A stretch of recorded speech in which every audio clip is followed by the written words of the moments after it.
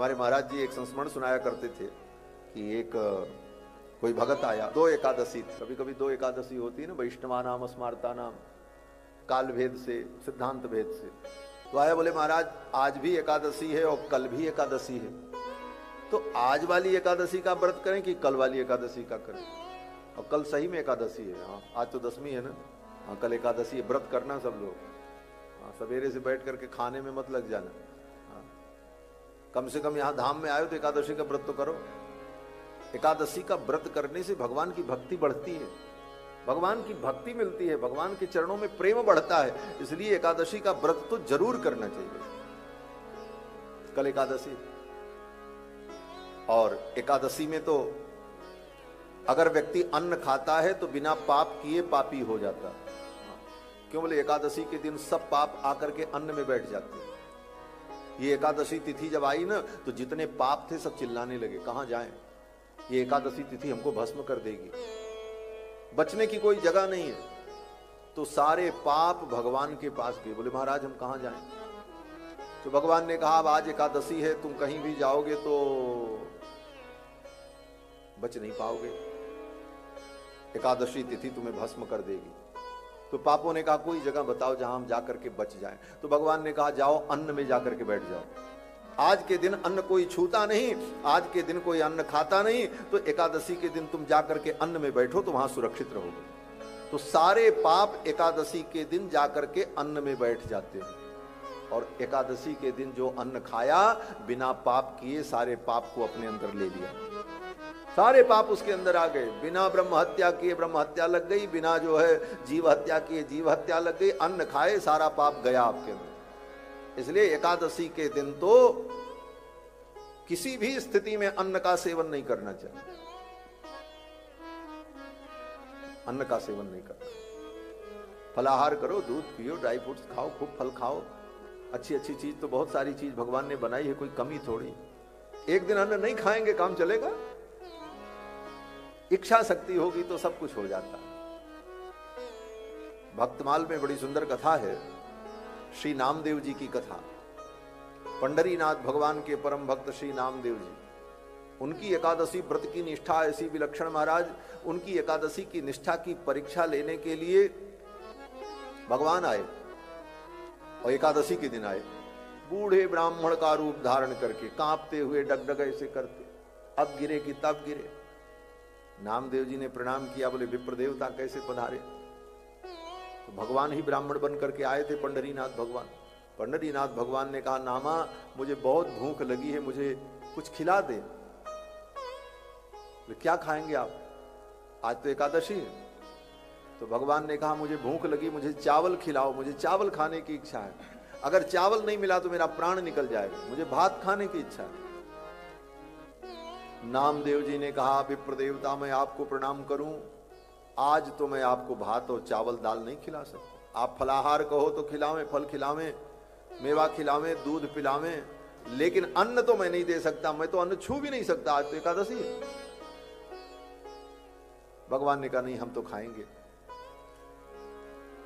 भगवान के लिए एकादशी नहीं होती, एकादशी मनुष्यों के लिए, हमारे आपके लिए। एकादशी के दिन भगवान को तो अन्न का भी भोग लगता है, लेकिन हम नहीं खाते। एकादशी के दिन भगवान को अन्न भोग लगेगा, लेकिन वो प्रसाद उस दिन कोई वैष्णव नहीं लेगा। जब एकादशी बीत जाएगी तो दूसरे दिन द्वादशी को वो प्रसाद लेगा। तो भगवान के लिए तो कोई एकादशी नहीं होती, एकादशी तो भक्तों के लिए होती। भगवान ने कहा हम तो खाएंगे, हमको खिलाओ, हमको भूख लगी। नामदेव जी ने कहा आज तो किसी कीमत पे हम आपको अन्न नहीं दे सकते। बूढ़े ब्राह्मण के रूप में आए हुए भगवान ने कहा तब तो मैं मर जाऊंगा, अगर अन्न नहीं मिला तो मेरे प्राण चले जाएंगे। नामदेव जी ने कहा अब जी करके करोगे भी क्या, बूढ़े हो ही गए हो, मर जाओ तो ठीक ही है। और आज एकादशी के दिन मरोगे तो सीधे वैकुंठ ही जाओगे, क्या चिंता है। लेकिन हम आपको अन्न नहीं देंगे। ब्राह्मण देवता ने कहा अगर नहीं मिला तो मैं यहीं मर जाऊंगा। बोले कोई बात नहीं महाराज, अगर आप जिंदा रहोगे तो कल आपको भोजन कराएंगे, अगर आपका शरीर छूट गया तो फिर आपका अंतिम संस्कार भी हम ही करेंगे, कौन करेगा।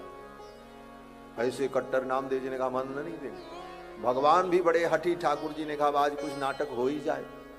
भगवान ने क्या किया बोले, कुछ देर तक तो भगवान ब्राह्मण के रूप में बैठे बैठे कलपते रहे, मुझे खिलाओ मैं मर जाऊंगा मर जाऊंगा, और कुछ देर बाद हाथ पांव फैला दिया, मरने का नाटक किया। ये ठाकुर जी से बड़ा नाटकी दुनिया में कोई हो ही नहीं सकता, इनसे बढ़िया नाटक कोई कर नहीं सकता। सारा नाटक तो इन्हीं का है, क्या क्या नाटक करें कोई ठिकाना नहीं।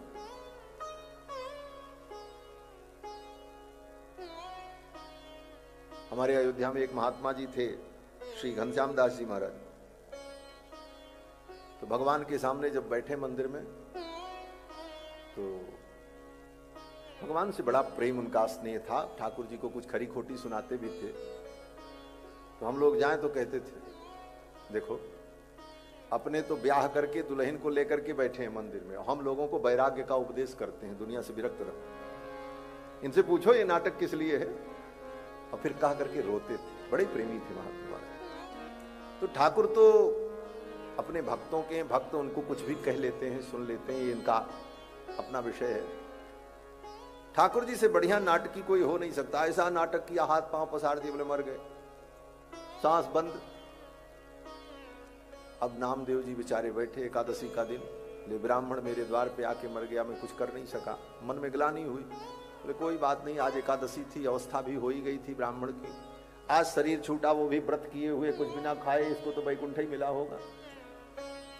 हाँ, लेकिन तब तक नारद भगवान ने सबको प्रेरणा दे दी, जितने वहां के ब्राह्मण थे सब चले आए, विद्वान बड़े बड़े वैदिक लोग, सब वैदिक ब्राह्मणों ने आकर के कहा, नामा तेरे दरवाजे पर ये ब्राह्मण भोजन मांग मांग करके मर गया, तू इसे भोजन नहीं दे सका, धिक्कार है तुझे।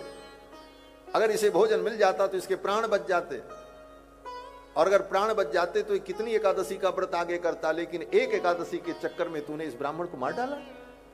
अब कहने वालों के पास तो तर्क बड़े विलक्षण होते हैं। किसी भी बात को गलत और सही सिद्ध करने के लिए तर्क की केवल जरूरत है। अगर तर्क सटीक है तो किसी भी बात को आप अच्छे ढंग से प्रस्तुत कर दो, लोग मान लेगा हाँ यही ठीक है। लोगों ने कहा अगर ये जिंदा रहता तो आगे कितनी एकादशी करता, कितने धर्म कर्म करता, और एक एकादशी के चक्कर में इस ब्राह्मण को मार डाला, भोजन नहीं दिया, तुमको तो ब्रह्म हत्या लग गई। अब तो नामदेव जी बड़े दुखी, सब ब्राह्मणों ने कहा तुमको ब्रह्म हत्या लग। अब ब्राह्मण लोग जो निर्णय कर दें, वेद शास्त्र के आधार पर सबको मानना ही पड़ता। ब्राह्मणों ने कहा तुमको ब्रह्म हत्या लगी, इसका प्रायश्चित करना होगा। नामदेव जी ने कहा क्या प्रायश्चित होगा? बोले प्रायश्चित यही है, इस ब्राह्मण को गोद में लेकर के तुम चिता में बैठो, इसका भी अंतिम संस्कार हो और इसी के साथ तुम भी जलो, यही प्रायश्चित। नामदेव जी ने कहा ठीक है, अगर ऐसी बात है तो यही करेंगे, हमें स्वीकार है। एकादशी बीती। अब महाराज एकादशी के बाद अब उनके अंतिम संस्कार की तैयारी हुई, चिता लगी, समाज के लोग आए, पूरे पंढरपुर के बड़े बड़े विद्वान ब्राह्मण सब एकत्रित हो गए।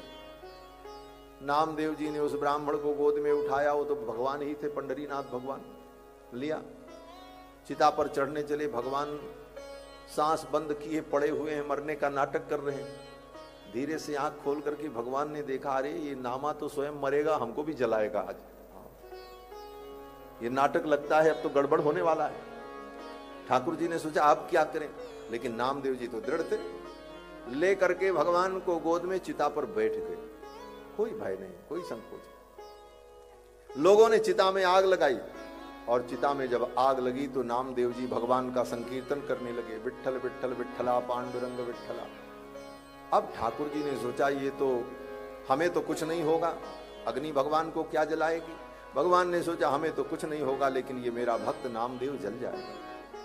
वो बूढ़े ब्राह्मण के रूप में ठाकुर जो आए थे, अपने से उनका हाथ पैर नहीं हिल रहा था, मर चुके थे, लेकिन अचानक उनके अंदर इतनी शक्ति आई कि वो उठ करके खड़े हुए और नामदेव जी को अपने कहाँ गया। नामदेव जी मुस्कुराने लगे, बोले कोई और नहीं था, वो मंदिर में बैठे हैं जाके।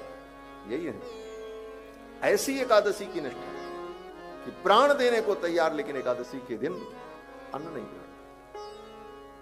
तो बात मैं कह रहा था, आचार्य जी का एक दृष्टांत दे रहा था।